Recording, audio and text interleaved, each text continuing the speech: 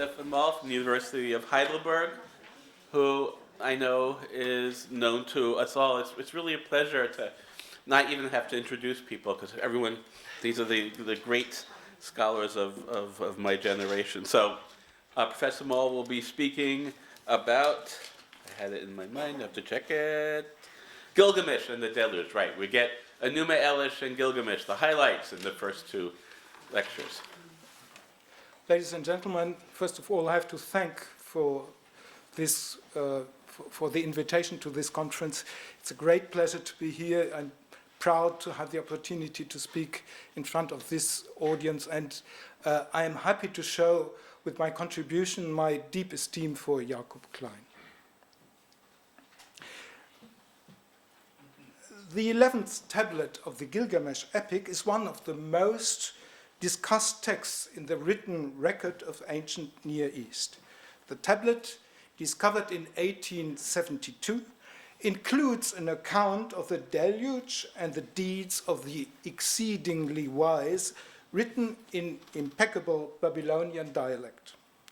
Although the protagonist of the story is called Utanapishti and not Noah, he manages to escape the cataclysmic flood together with his family, much like the biblical hero. This he contrives by means of an ark constructed according to detailed specification. Thanks to the advice of a god, all species of animals are also able to survive the divine judgment.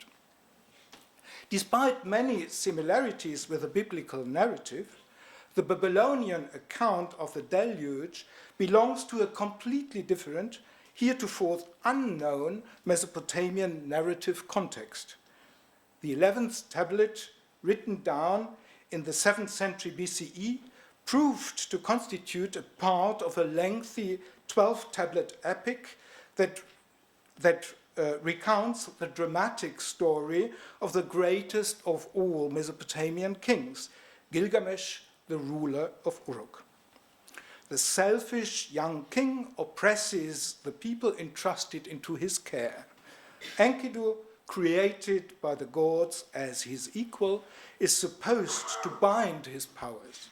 This, however, does not happen. Both men, now bound in friendship, almost topple the divinely imposed order as a result of their wild adventures, and Enkidu must therefore die. Plagued with the fear of his own death, Gilgamesh sets forth in search of immortality. He wants to coax the secret of eternal life from the flood hero, the only human who could avoid death, that is the destiny of all men. As Gilgamesh, hoary with age, finally reaches Utanapishti, delivered unto the land of immortality, the flood hero reveals to him the story of the deluge. It proves that the gift of eternal life was granted to Utanapishti only, and that it remains and will forever remain unattainable to the rest of humanity. The realization that the account of the deluge was present not only in the biblical, but also in the much older ancient Near Eastern tradition, caused tremendous excitement near the end of the 19th century. However, the information itself was in fact nothing new. Already Flavius Josephus, a first century Jewish historian, and Eusebius of Caesarea, a Christian historian of the church, active during the reign of Constantine the Great, reported on the Babylonian version of the deluge narrative. Both of them refer to the book written in Greek in the 3rd century BCE by Berosus, a Babylonian priest of Marduk, dedicated to the Seleucid king Antiochus. This work, under the title Babyloniaca, presented the history of the world, admittedly from the Babylonian perspective, from its primeval beginnings to the times of Alexander the Great. Just like the Bible, Berosus divided the history of the world into two eras, before and after the all-encompassing deluge which the Babylonian flood hero managed to survive in an ark. It was clear to Josephus that Berosus referred in his work to the same pre- and proto-history as that recounted in the Torah. The following quotation from the Antiquitates Judaicae make it amply clear, and I cite, Berosus mentions our father Abraham without naming him when he says thus, in the 10th generation after the flood, there was among the Chaldeans a man righteous and great and skillful in the celestial science. With time, it became clear to Assyriologists that the account of the deluge known from the epic of Gilgamesh is nothing more than an almost literal appropriation of the central passages from another Mesopotamian narrative. This myth of the exceedingly wise, the flood hero Atrahasis, begins in the primordial past before the existence of men. The story of the flood constitutes there, as also in the work of Berosus and in the Bible, a part of a larger story of the becoming of the world, beginning with the undifferentiated primeval state through the creation of human beings and reaching the present order state of the world. The myth is known in several versions. The two most important of them can be dated to the 2nd and the 1st millennium BCE. However, in none of the known versions, a connection of any kind is established to the narratives involving King Gilgamesh. Similar references are also completely missing in the Sumerian flood account, first identified in 1914. From this, one can conclude that the story of the becoming of the world and the flood, on the one hand, and the narratives about Gilgamesh, the king of Uruk, belongs to two different literary traditions that originally had nothing in common. A description of the deluge is also missing completely from all the older Sumerian Gilgamesh narratives. The account of Gilgamesh's search for the land of the living, where the gods settled the Mesopotamian flood hero, is attested in the Babylonian version of the epic from both the 2nd and the 1st millennium BCE, but never occurs in the Sumerian version either.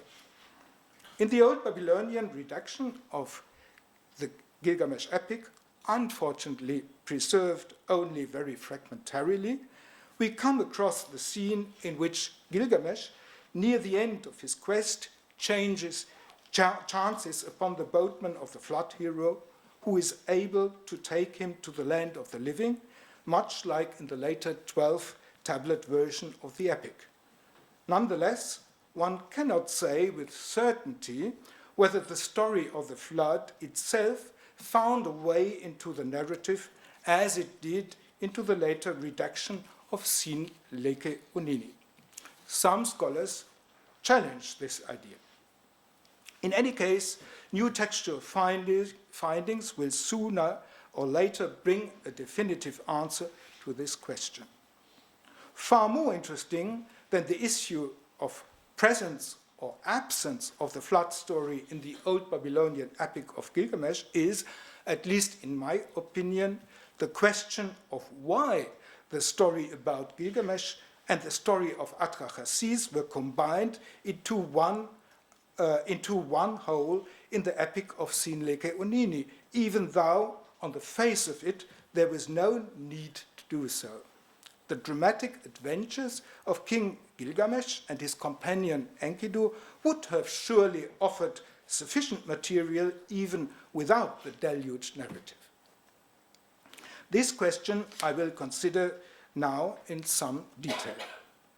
To the author of the 12-tablet epic, containing the material connecting his material to the flood narrative seemed so vital that he contrived to establish it already in the first lines of the text, which I cite now.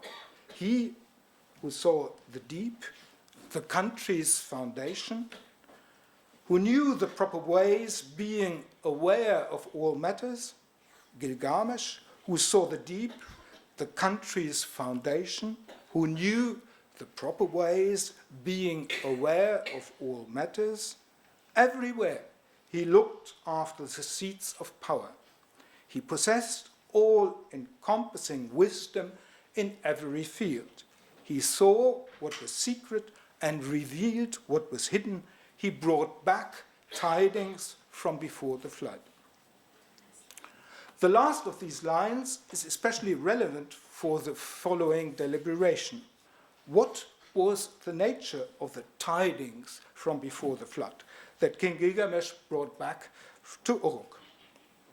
The first possible answer springs to mind easily. The flood story is, like the Gilgamesh epic, closely related to the questions of life and death. The Mesopotamian flood narrative provides a reason for the unavoidable mortality of human beings, while the Gilgamesh epic shows that even a king and a half-god cannot escape death. The epic includes a whole range of topics that engage with the narcissistic suffering caused by the offense of certainty of death for every individual person. There is the lament about the dead friend and companion. There is Gilgamesh, completely overcome by his horror of death. And finally, there is the vision of the netherworld, which shows the concepts related to the fate of human beings and their death, and offers admonitions pertaining to the proper cult of the dead. The entire epic speaks of making a name for oneself as a compensation for the insult caused by the unavoidable prospect of dying.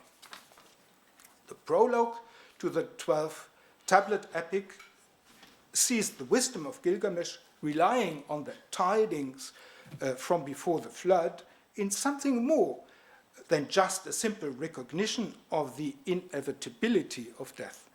This is evident from the following lines. Gilgamesh, so tall, perfect and terrible, who opened the passes in the mountains,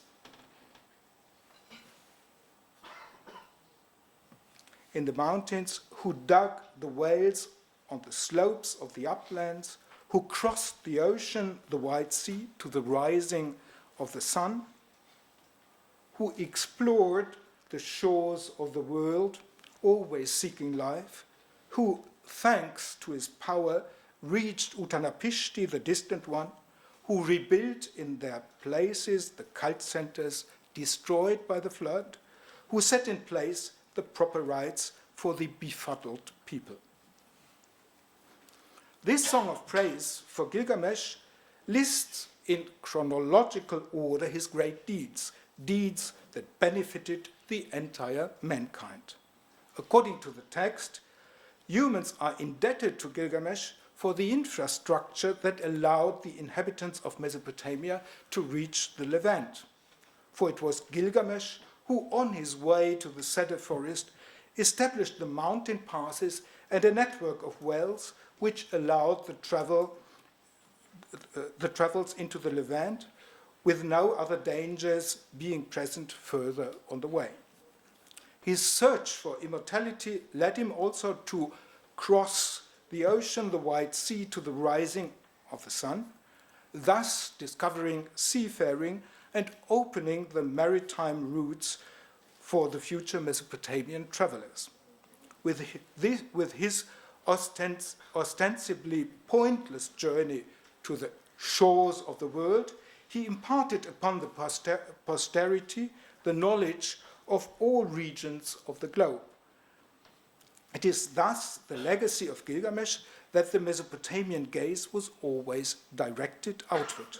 Gilgamesh is, in this sense, the precursor of the claims to the rule over the entire world ever present in Mesopotamia. Additionally, the order of the lines in the hymn indicates that both of the following achievements of Gilgamesh are attributed by the poet to a time frame after the king, thanks to his power, reached Uttanapishti, the distant one. The events involving rebuilding in their places the cult centers destroyed by the flood and setting in place the proper rites for the befuddled people unfolded thus after Gilgamesh returned to Uruk as an old man.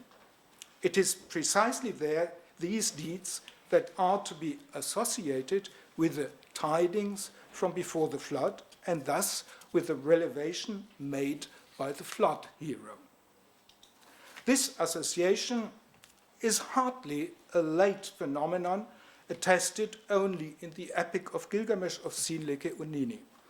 The idea that the flood hero delivered from death disclosed to Gilgamesh the rites forgotten since days of old is much older. It is to be found both in the Sumerian composition Death of Gilgamesh as well as in the Sumerian poem of early rulers. In both sources, from the Old Babylonian period, the speech directed at Gilgamesh sums up as follows. Gilgamesh, who reached Ziusutra in his abode, who brought the rites of Sumer, forgotten since days of old, the rituals and customs down to the land, who put in good order its rites of hand and mouth washing, who made all the land's duties known after the flood. In his 12-tablet version of the epic, Sinleke Unini places the meeting of Gilgamesh with the immortal flood hero in tablet 10. Filled with impatience, Gilgamesh pesters Uttanapishti to reveal to him the secret of eternal life. However, instead of an answer, the ruler of Uruk must suffer through a homily. The relevant passage is unfortunately very badly preserved. Nonetheless, it is evident that Uttanapishti reproaches Gilgamesh for failing in his royal duties and for only caring for his own life instead of watching over the weak and the poor.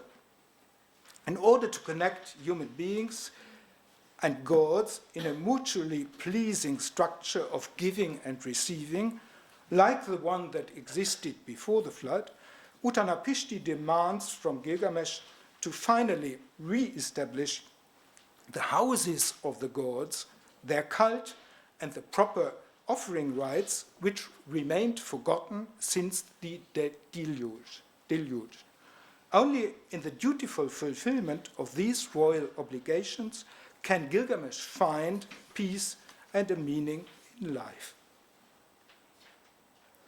In the myth of Atrahasis, the stability that provides security for the present is considered the result of a long-term, dialectically occurring development. Only after the steadily growing antagonisms of recurring crises are overcome, human beings and gods can establish a form of coexistence based on unwavering mutual trust. In the primeval times before the existence of humans, the unjust division of labor between the ruling celestial gods and the gods toiling on earth is becoming more and more evident with a steadily rising number of the terrestrial gods entrusted with the task of digging out Tigris and Euphrates in order to complete the work of creation. In the end, this leads to a rebellion of the many terrestrial gods who fundamentally challenge the existing and unjust divine order. Only the creation of humans can prevent a complete disruption.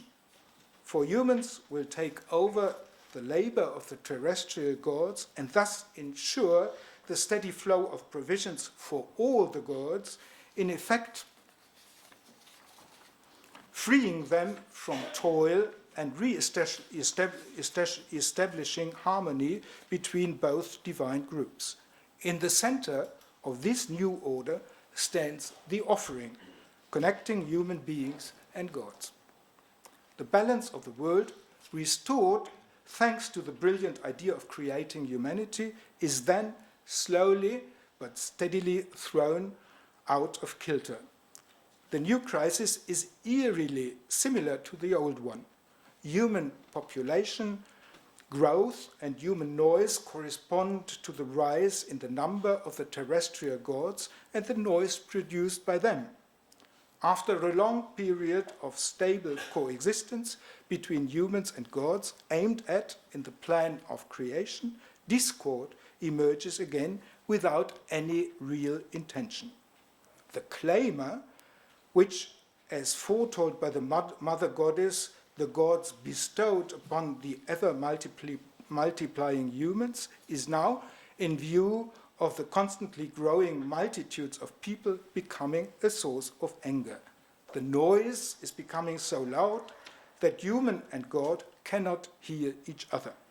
Only Atrahasis, whose name translated literally does not mean the exceedingly wise, but rather the one with a wide open ear, is still receptive to the divine word.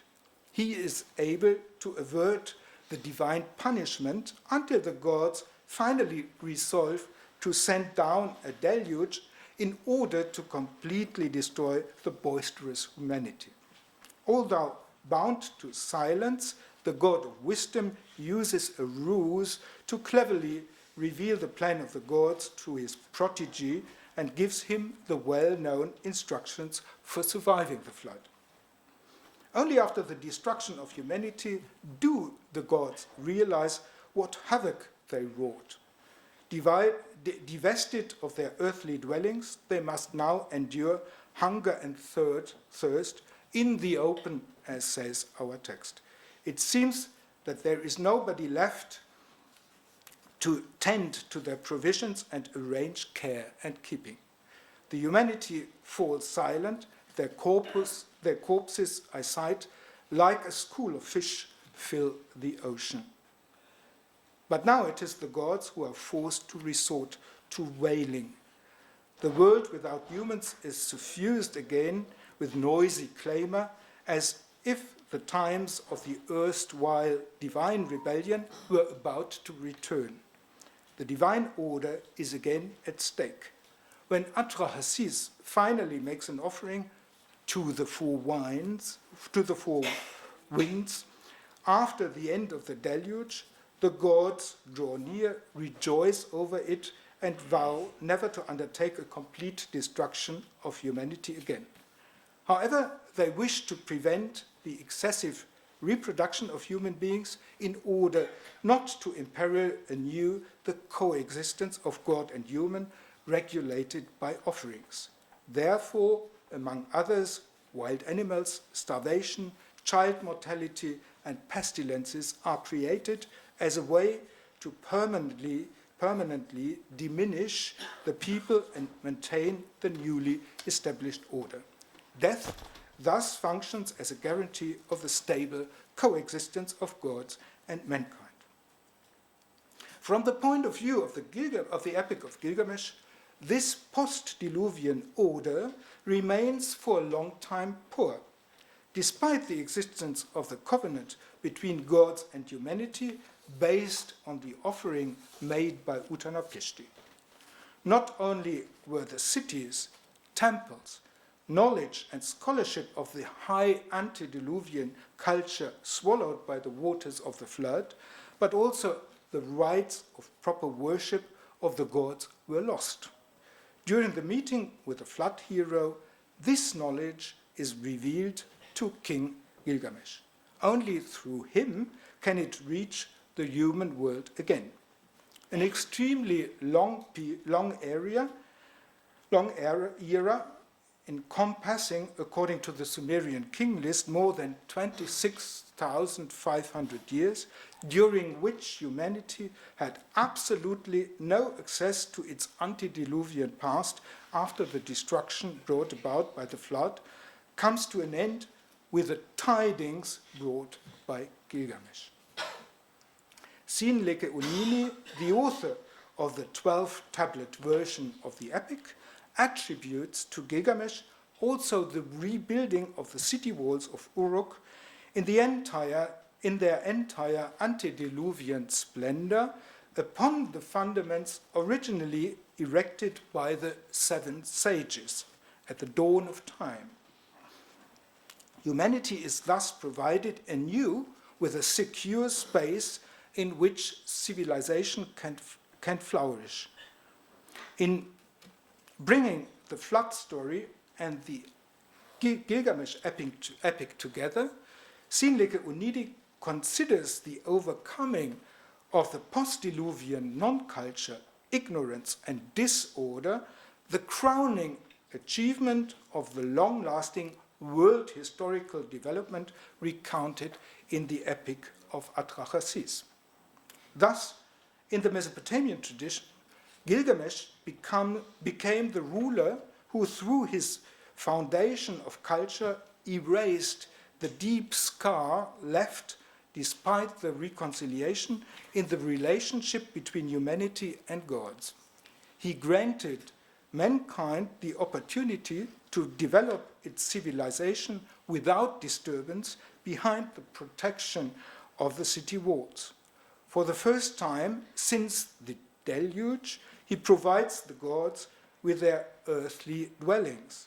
In the newly built temples and with their revived rules and restored ordinances, the harmonious coexistence of gods and human beings found its proper and eternal place. There was no other way to return the wild, intuitive offerings of Atrahasis to the 4 winds into a regulated and regular enterprise that would ensure the divine favor. This enterprise, as well as the provisioning of the gods, required, since the creation of humanity, was considered by the inhabitants of Mesopotamia the primary reason for the enduring stability of their culture. The legacy of Gilgamesh, the foundation of culture, and the bringing of a high and pious civilization represent the final moments of the prehistory of the ancient Near East recounted in the myth of Atrahasis and mark the beginning of history. With Gilgamesh, the era of post-diluvian heroes of Etana, Inme-Baragisi, Akka, and Lugalbanda comes to an end. Like Moses, Gilgamesh stands as a founder of culture at the beginning of a new historical time.